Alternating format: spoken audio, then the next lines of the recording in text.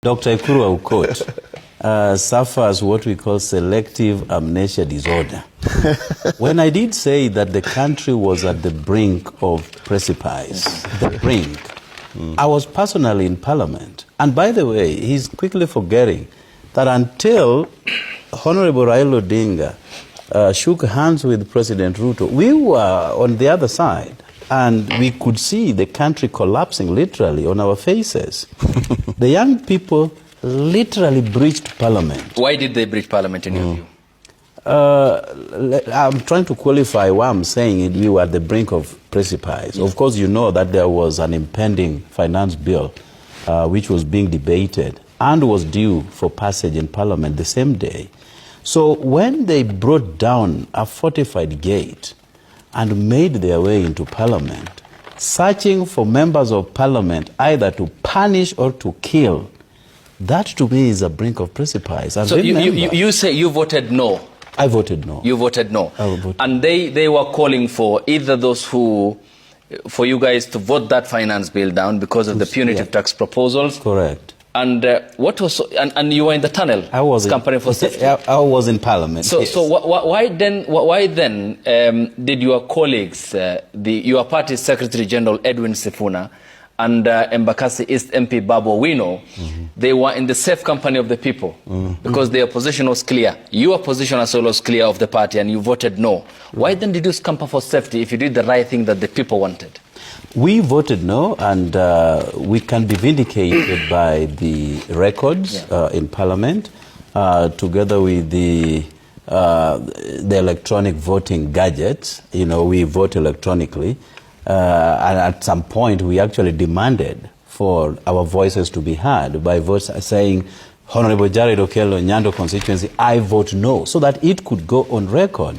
But remember that when they breached Parliament, when somebody breaches Parliament, for example, bringing down a gate, the first thing that comes to you is that they are up to something. You know, they are up to something. Because why would somebody breach a gate when they can still have a safe entry into Parliament? So our quick thinking was that these were thugs coming into Parliament to carry out heinous acts. So that is the first step. And what do you do? And when they come in large numbers, and for certain times, they don't even know who belongs where. So you can easily fall a victim of those thorough beatings. You have been on this platform for so many times before the voting. Right. So what was different with your party Secretary General and your colleague from Embakasi East? Well, remember, because they mingle so easily with the people. Well, you remember they represent Nairobi. Yeah. The senator, the Secretary General is a senator of Nairobi. Yeah. Babu Owino is a member of Parliament from Nairobi. I'm not a member of Parliament from Nairobi, and I believe, whereas many Kenyans know me, they see me on television, I do not really know whether that is enough to safeguard, or provide safety to my presence in Parliament as at that time. But also remember that on the same day, the President unleashed military officials from the barracks to come and occupy the country, not just Nairobi. And later on, they brought that motion into Parliament so that we could sanitize. Because again, you cannot bring out members of the military on the streets without the approval of Parliament. So things worked the reverse.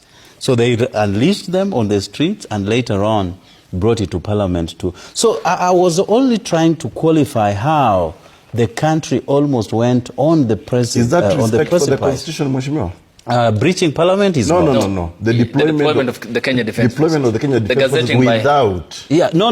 That was wrong. That was wrong. We raised it, and at that time, then they called Parliament back to pass that kind of, release of military officials. That was a breach of the Constitution as well.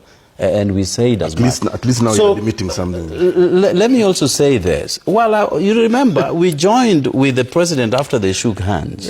Yeah, so, and we did that to stabilize the country. That is why now we can freely talk. Somebody like you would be taken by Subarus out here upon leaving Royal Media House. But we had to bring sanity. On what grounds? Well, there were many grounds before we joined. So, but let me say this. As you finish let me say this. Yes, Philip, please finish up. For the first time in the history of Africa, a president acknowledges the brutality meted on his people by the police. And he goes ahead to say, those victims, even though 2017 he wasn't the president, they must be compensated. But he called but he called the innocent people of Nyanza region militia. Who did? William Ruto, the deputy president then. Well, that has not stopped him from accepting compensation to go to the people who suffered. So that is why I'm saying But Honorable Jared, why do you, a parliamentarian, it's so disturbing, is it, and appalling when you, a ranking member of the party, ODM party as well, today at the expense of presidential proclamation, bills it or tout it big matter, big issue, when the president says victims should be compensated. Yet there is an entire report called the Truth, Justice and Reconciliation Commission, where more than 40,000 submissions have been made, which documented all the historical injustices since 1963. And you parliamentarians overlook that because the occupant at State House, whoever it is not willing to give it the direction to do so. You have the power to invoke that. Why not also relook back? Why haven't the victims of Agala massacre, for example, when we joined President Ruto to help stabilize our nation, what was on the cards then were the victims of police brutality, and we voiced it as much. Remember, the Truth and Justice Commission report, dubbed Ndungu report, was not brought during President Ruto's tenure. It was brought during the Jubilee government. During Kibaki, actually. During Kibaki's it was tabled in Parliament.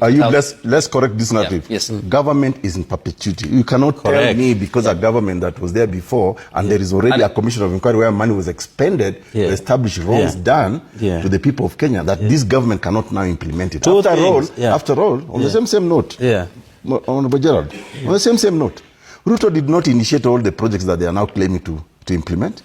Some of them, actually most of the projects, perhaps only Talanta Stadium. Including the e-procurement. Exactly. They did not start with him, but it is true that governments work in perpetuity. But then it becomes hypocritical that this report was actually manufactured, or rather, the reports were collected and collated during Kibaki's time. So we had Kibaki, we had Uhuru Kenyatta.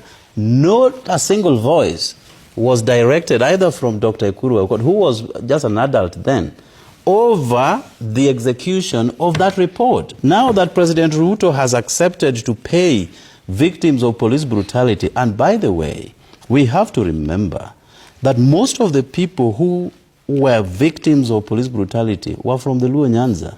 So the problem here is that the Luos for the first time are going to be given some compensation, some reparation. So that is the problem that the opposition has. And I'm saying that, let me tell you before, I'm wondering how a dead Luo and an injured Luo becomes a problem when compensated. So go ahead. Those were not the only victims. Just hang on. It's not about whataboutism. It's not about the ethnic concerns that communities have. Kenyans' rights have been violated, including those from Luo Nyanza and all parts of this country. The point is then, why are you trading on such flimsy grounds when Parliament, where you sit, is bestowed with the power to relook into all the issues? And power is granted so much that today the president only wills some political power because you hold the cards to even impeach him. Why not to look back at all these things? And let me repeat this. What was on the cards immediately the union came about was the excesses as exercised by the police, the people who were killed, the people who were maimed. And this sat at the very core of Raila Odinga's considerations in his engagement with the president. And in the president's wisdom, he said, even though I took over office from 2022, I'm not going just to look at those who suffered during this period. I have to extend it further to 2017. I haven't heard the president saying that he's not going to relook at the Ndungu report. I haven't heard that. But I've equally not heard anybody until this show who is now pursuing very vigorously the implementation of the Ndungu report. It's me who asked. So the question that's a very good thing. I think the president is watching. Go to Ndungu report, President Ruto. And it's because you are a member of parliament representing the people of Nyando, but in the National Member Assembly, therefore, it's pertinent, therefore, to also we take it put back. you under this problem. Ayub, there's one thing that I want us to correct here, speaking from a constitutional point of view. When Kenyans decided they are going to invade Parliament, I'm not advocating for violence. However, Kenyans were now invoking Article 1 of the Constitution on the sovereign power that vests in the people and that they can exercise directly or indirectly through their elected representatives. What Kenyans then said, our elected representatives have actually failed us. We are now taking back that sovereign power and authority. And that's why they wanted to go to their house.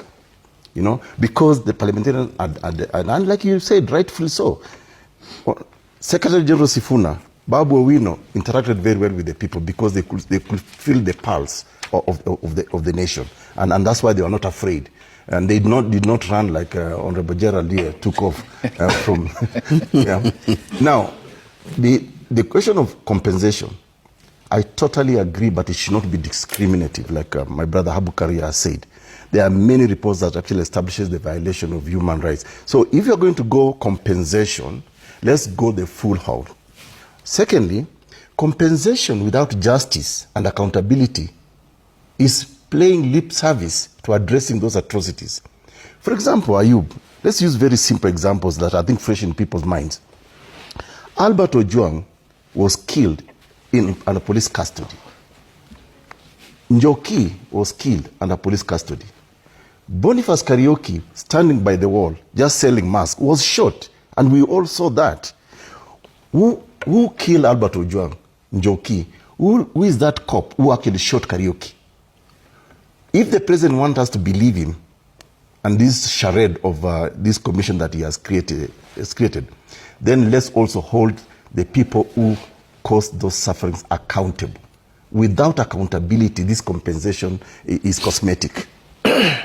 So, Ayub, we are not going to allow Dr. Ekuru Aukot to mislead Kenyans here.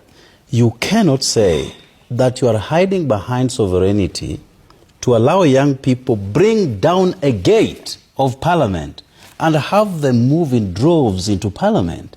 And you call that exercising sovereignty. You are not have you not read Article 1 of the Constitution? You are a legislator. It does not talk about breaching a gate. No. It does not say bring down a gate. You can't glorify violence. When you elected representatives fail the people, the people now can take over their power. It has happened elsewhere, Bangladesh, in many other countries. We will not allow you to glorify violence at the altar of perpetuating Article 1 of the Constitution. I'm not glorifying violence. Remember the U.S., and I'm glad my friend here lives in the U.S. I've been to Capitol Hill many times. When people breached Capitol and they got into that parliament, people ended up in jail. Up to now, there are people languishing in jail for breaching. But the difference, Honorable Jared, is that they were prompted. Trump gave them the nod. It was with this tacit consent. That is fascism. And he released 1,500, gave them amnesty when he came to power, when they were sentenced. So it's a whole different ballgame. Those are not demonstrators who are against tax proposal or government policies. They're a whole different ballgame, is it? The bottom line here is you cannot use violence to breach our constitutionally recognized office, much less Parliament of Kenya, one of the three arms of government. And they breached it. Not that they had a petition, because even if you read Article 37 of our Constitution, yes, you can picket, you can demonstrate, you can present petitions to government authorities, and Parliament is one of them. They did not come to do any of those three. They literally brought down at the gates of Parliament. We can't glorify that. I think as a society and as a people who hold our country dearly at heart, we also must practice certain ethos that feed into purity of our elections and purity of our governance. But because just somebody is in opposition, and I've been in opposition, by the way, that is the only politics I understand. But I also know that there are certain excesses. There are certain... At least you're admitting now you're not in opposition. We are here to help Ruto stabilize the government. So I cannot say... what is unstable about this government? So we will not allow certain excesses that will bring down our country. The prayers that Ekuru Aukot and company are having every day is that the government collapses and they take over. But they will have to wait a little longer. Before I come to Abogo, Honorable Jared, that's not true. You said that your party leader has provided the stability in government. Correct. Okay. That is under this arrangement with the president. So in the context of the handshake he had with Uhuru Kenyatta, what did he provide? Same stability. In the context he had with Grand Coalition government with Mwai Kibaki, what did he provide? Same stability. 1997. How about 1997, Daniel Arap Moi? Same stability. Would it be fair if he's labeled the king of handshakes? The king of stabilizing our nation. Because Raila Odinga, and I've worked very closely with him. I have traveled with him, I have worked with him, we have shared quite a lot in common. He puts our country first. He would rather sacrifice his own personal ambition for the stability of this country. That is the Raila Odinga that many people don't know of. He would go into any length, reach out to his worst critic, just to ensure that our country is one. The unity of our country sits at the core of his each and every consideration.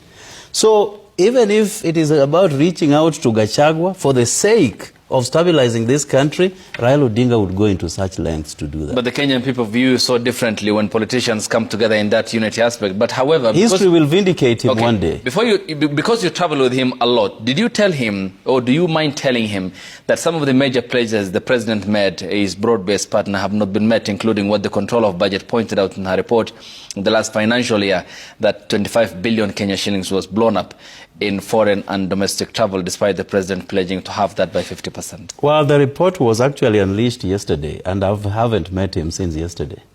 Okay. When you meet him next, will you mind calling? I will. Well, he already knows because he reads it here. Yeah. And finally, we can have peace as a nation. But allow me to say this. Yes, please. That even with all the problems and all the ballooning of our issues internally, remember the United Nations is trooping to Kenya. The UNICEF is relocating its headquarters to Nairobi. The UNFPA, the UNICEF fund, is coming to Kenya. The UNOPS, the United Nations Population Service, is coming to Nairobi. All these are moving to Nairobi with all the noises from Ekuru and company, Gachagua, Matiang'i, and Kalonzo, notwithstanding. Meaning the world is not listening to them. Thank you. Point noted. But also not the fact that you have deliberately also overlooked the hospitality and the warm reception of the Kenyan people. Yes. And how hardworking they are, the social capital that they provide. Yes, we have to give it to the Kenyan people as well.